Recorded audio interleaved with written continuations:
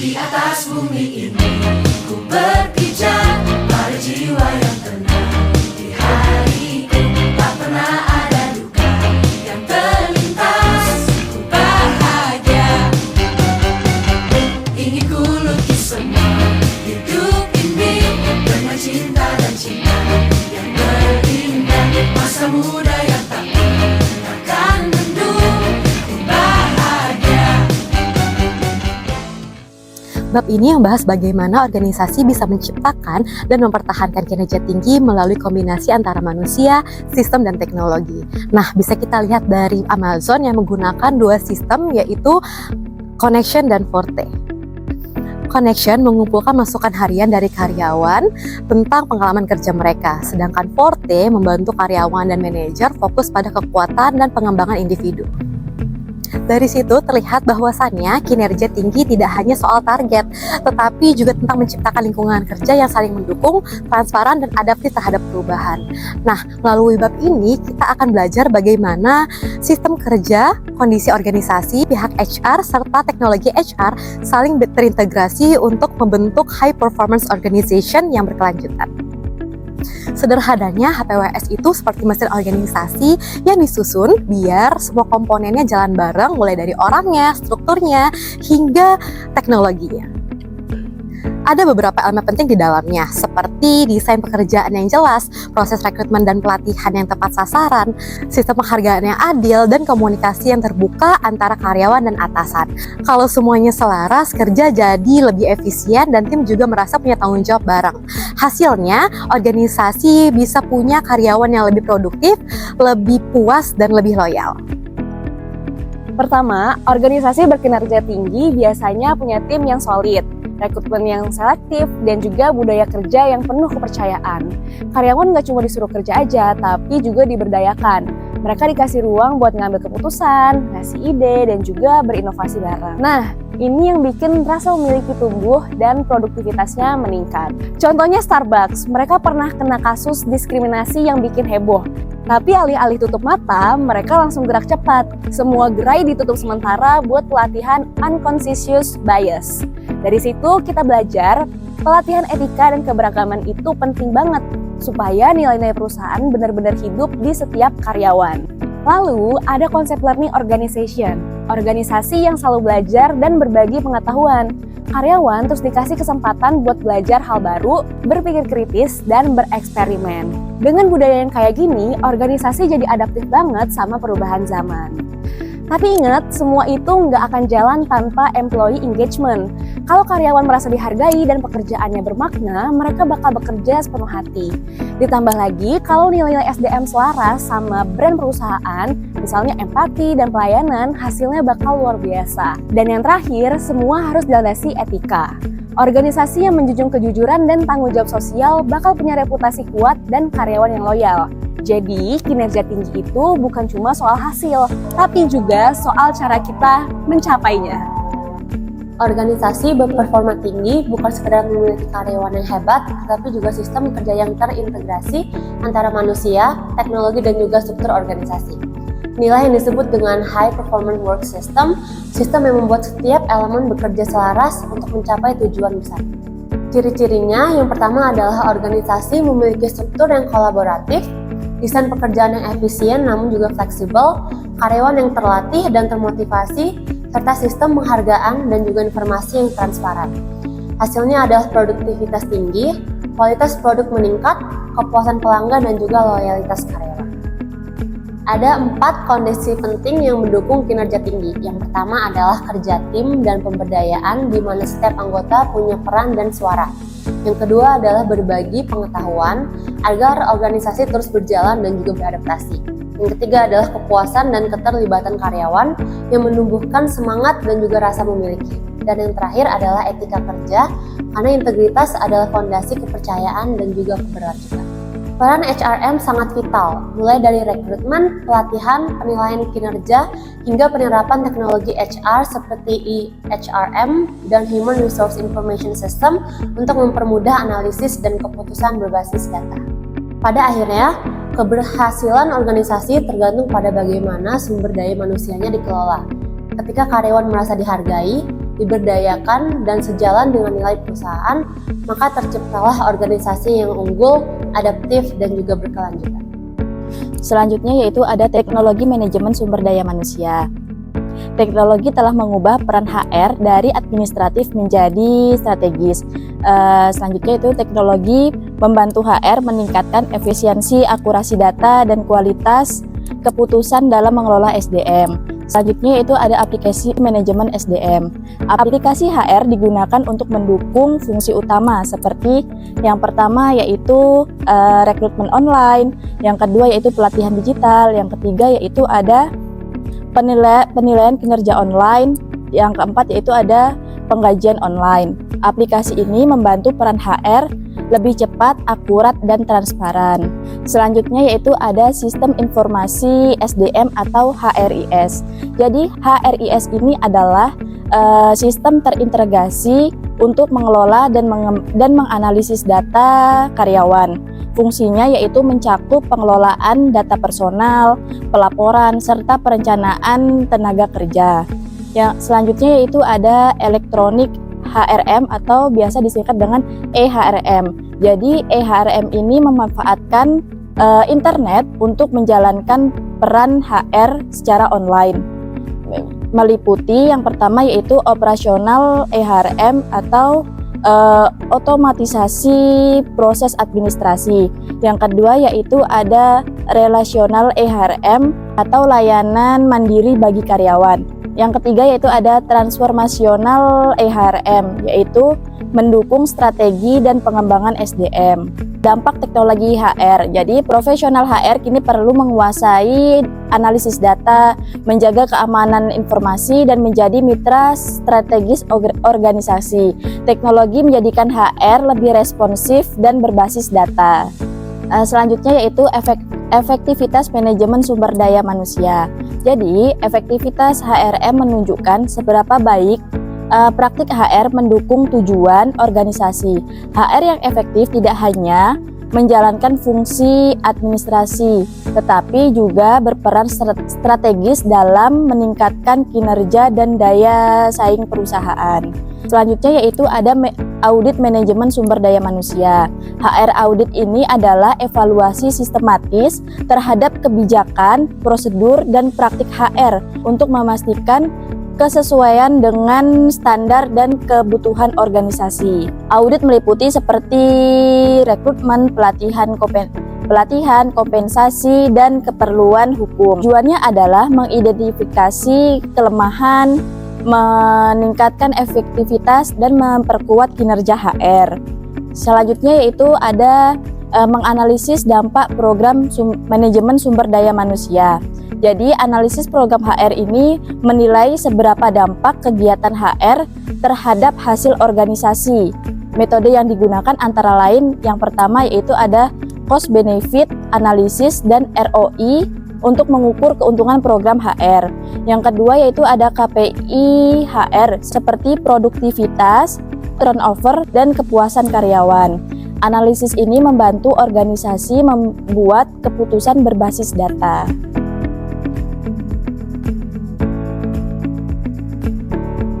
Performance management atau manajemen kinerja. Manajemen kinerja adalah proses yang dilakukan oleh manajer untuk memastikan bahwa aktivitas dan hasil kerja karyawan berkontribusi pada tujuan organisasi. Tujuan manajemen kinerja yang pertama ialah menyelaraskan perilaku individu terhadap strategi organisasi. Yang kedua ialah meningkatkan efektivitas dan produktivitas. Yang ketiga ialah memberikan dasar bagi keputusan administratif. Yang keempat ialah mengembangkan kemampuan dan motivasi karyawan. Proses manajemen kinerja ialah serangkaian aktivitas yang memastikan bahwa hasil dan kerja karyawan selaras dengan tujuan organisasi. Performance management harus dipandang sebagai kegiatan yang berkelanjutan, bukan dipandang sebagai acara yang bersifat tahunan.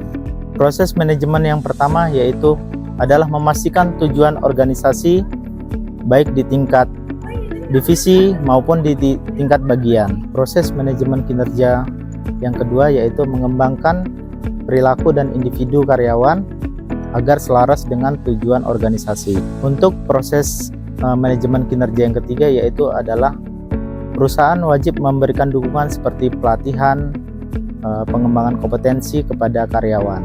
Selanjutnya untuk proses manajemen kinerja yang keempat yaitu memastikan bahwa adanya proses evaluasi dari hasil realisasi kinerja terhadap target sasaran organisasi. Untuk proses manajemen kinerja yang kelima yaitu mengidentifikasi kekuatan dan kelemahan untuk menentukan arah dan strategi organisasi. Untuk proses manajemen kinerja yang terakhir yaitu memberikan konsekuensi dari hasil kinerja yang bisa berupa reward dan punishment bagi hasil kinerja dari pegawai perusahaan tersebut. Tujuan manajemen kinerja terdapat 3 tujuan. Yang pertama adalah tujuan strategis, yaitu menyelaraskan perilaku karyawan terhadap tujuan organisasi. Yang kedua ialah tujuan administratif, yaitu sebagai dasar keputusan untuk bagian personalia dan administratif. Yang ketiga ialah tujuan pengembangan, yaitu meningkatkan kompetensi dan kemampuan dari karyawan.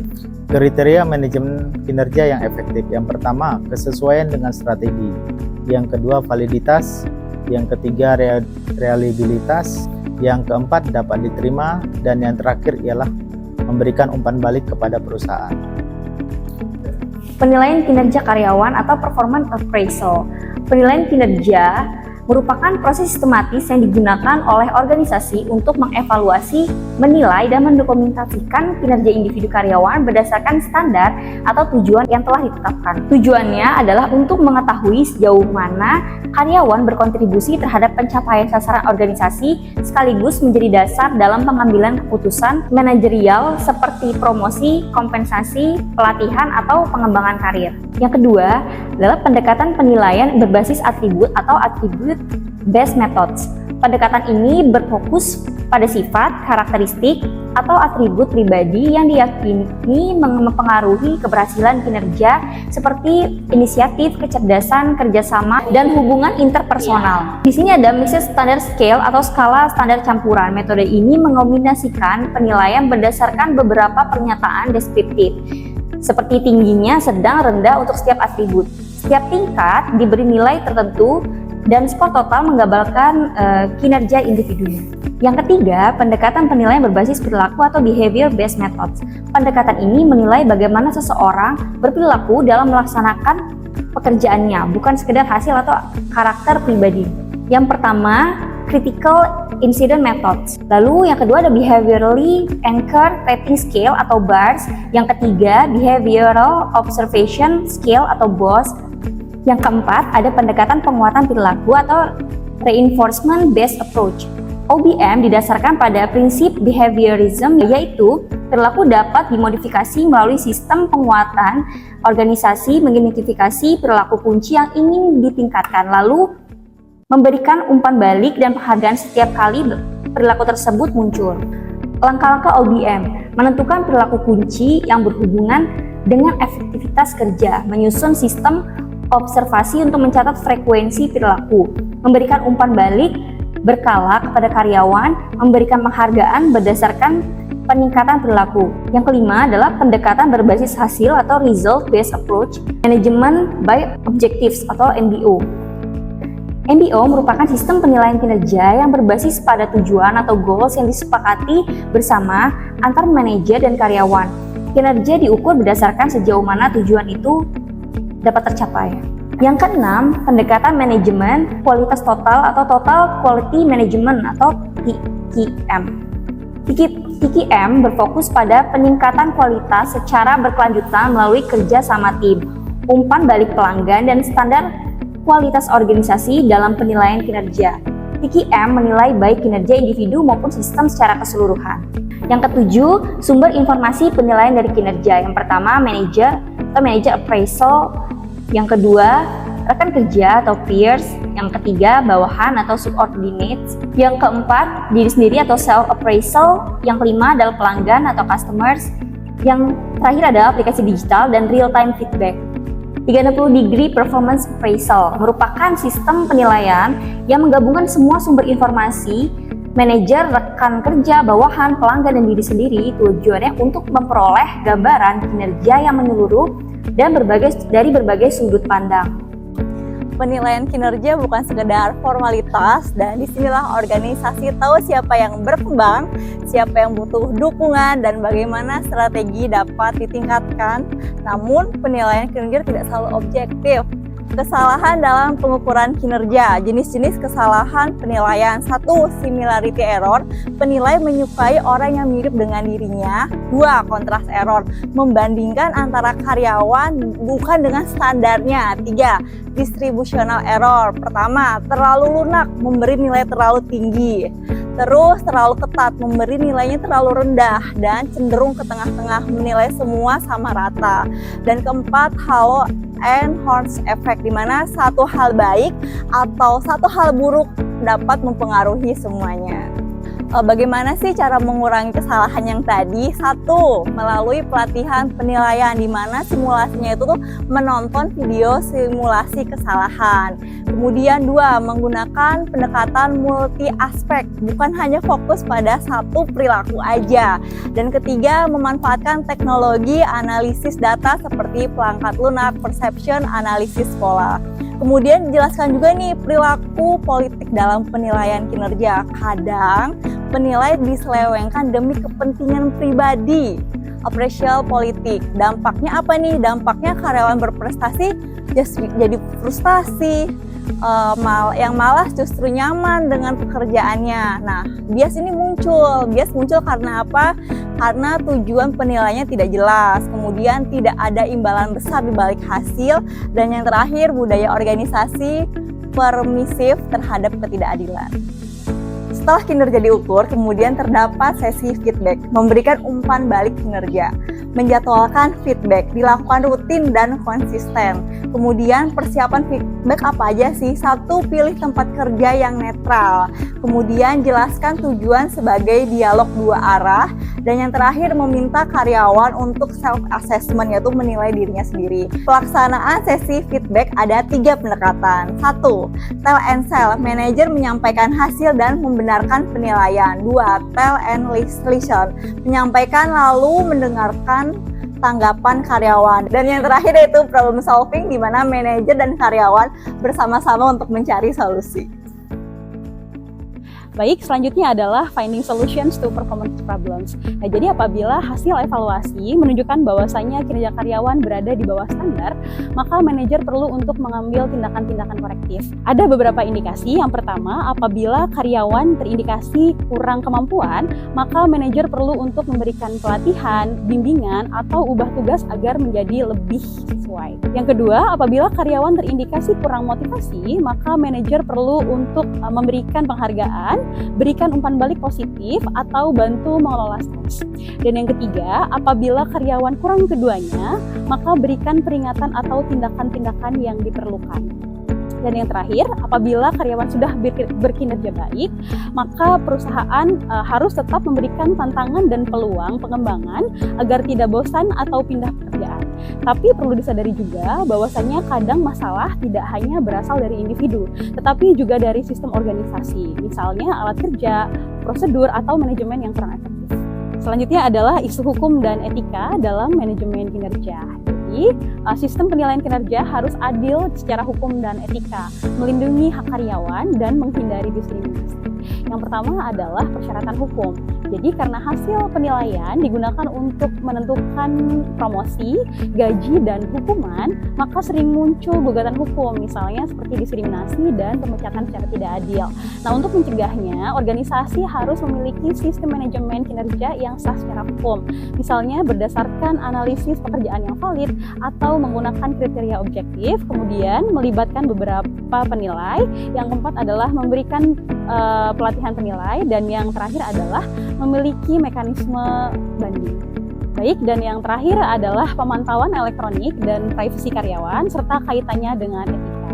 Jadi banyak perusahaan kini menggunakan monitoring elektronik seperti menggunakan sensor, komputer, dan aplikasi untuk mencatat kinerja.